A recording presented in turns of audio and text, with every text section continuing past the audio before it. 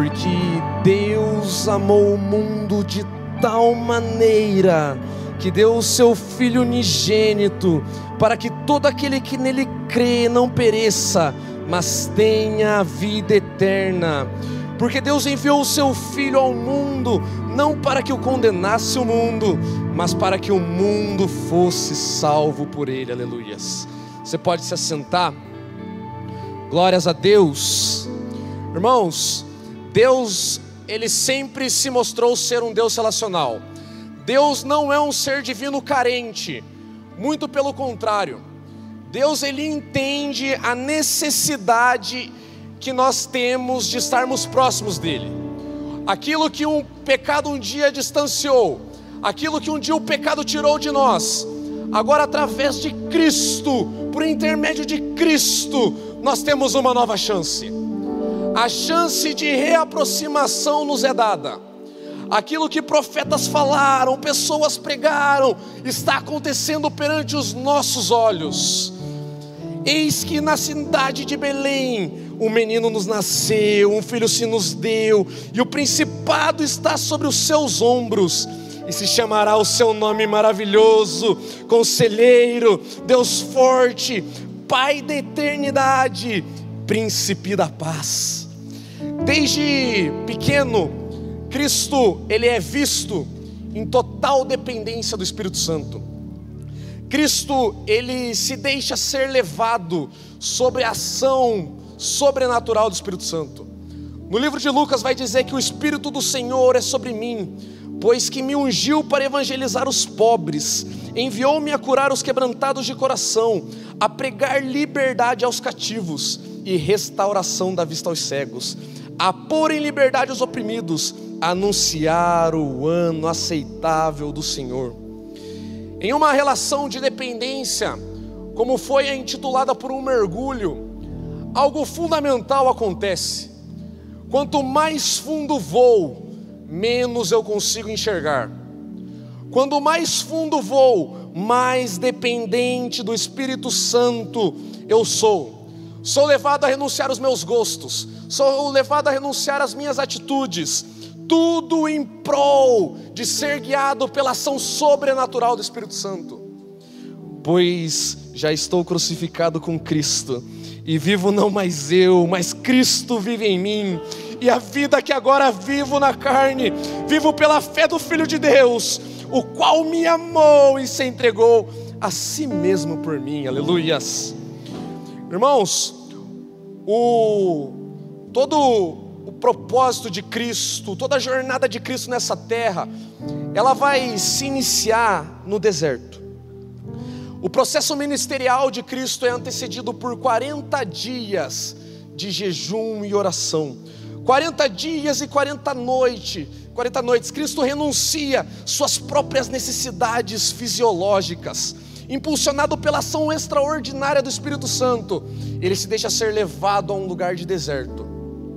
Se nós queremos entender, se nós queremos viver o propósito de Cristo, nós precisamos passar por um processo. Por intermédio de Cristo, nós conseguimos alcançar a plenitude. É no deserto que o Senhor nos prepara. É no deserto que as nossas bases são alicerçadas. É no deserto que os nossos alicerces são construídos. O ministério de Jesus, ele acontece, esses 3 anos de ministério acontece, mas antes disso, tem o processo, tem a preparação, tem a dependência. Deus, ele quer nos preparar. Deus, ele quer iniciar conosco num deserto. Sem oração e total dependência do Pai, nós não conseguiríamos cumprir o nosso propósito. A plenitude, ela tem como significado estar completo, estar cheio. Através do Filho do Deus vivo, nós podemos alcançar essa plenitude, pois por meio dele todas as coisas foram criadas, tanto nos céus como na terra. Todas as coisas que podemos ver e a que não podemos, como os tronos, reinos, governantes e as autoridades do mundo invisível. Tudo foi criado por meio dele, para ele. Ele existia antes de todas as coisas e mantém tudo em harmonia. Ele é a cabeça do corpo, que é a igreja. Ele é o princípio supremo sobre os que ressuscitam dos mortos. Portanto, Ele é o primeiro em tudo, pois foi do agrado do Pai que toda a plenitude habitasse no Filho, e por meio dele o Pai reconciliou consigo todas as coisas. Por meio do sangue do Filho na cruz, o Pai fez as pazes com todas as coisas, tanto nos céus como na terra. Isso inclui vocês, que antes estavam longe de Deus, eram seus inimigos, deles separados por seus maus pensamentos e ações.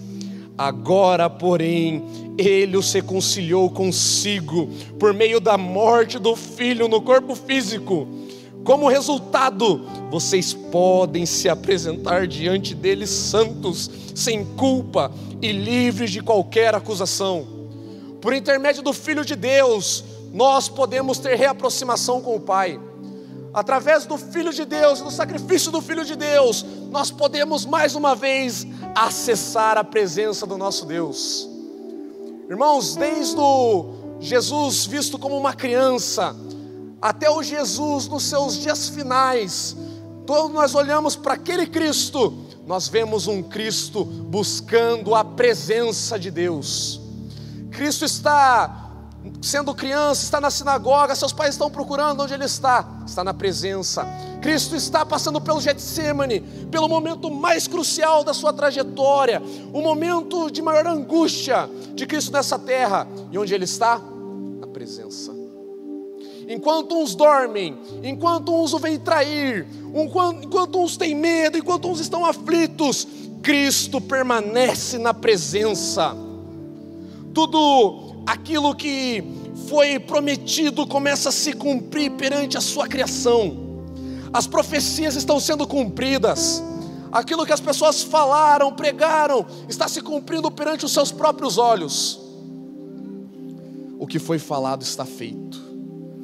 E o Verbo se fez carne e habitou entre nós, e vimos a sua glória como a glória do unigênito do Pai, cheio de graça e verdade. Mulheres vão ao seu túmulo, Cristo está morto, e agora aquele que esteve conosco, que habitou conosco, nós o vimos nascer, nós vimos as profecias se cumprir, mas agora nós vemos Ele num túmulo. Passado 3 dias e 3 noites, aleluias, as mulheres vão a um túmulo. Enquanto estavam ali, perplexas, 2 homens apareceram, vestidos com mantos resplandecentes.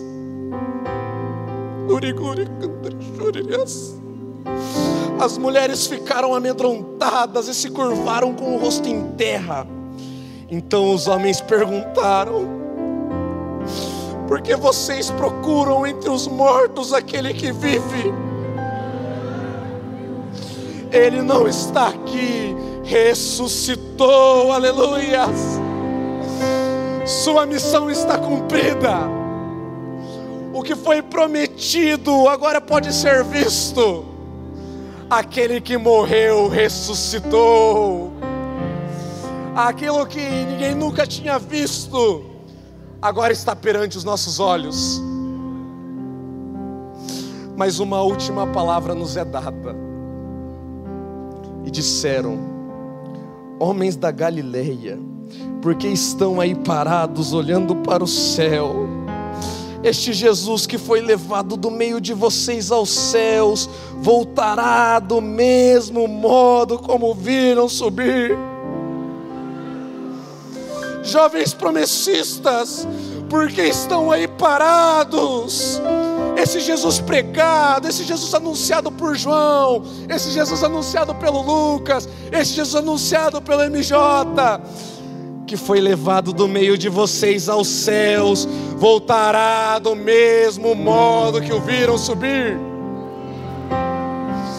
Lembrem-se, aquele que prometeu é fiel e justo para cumprir.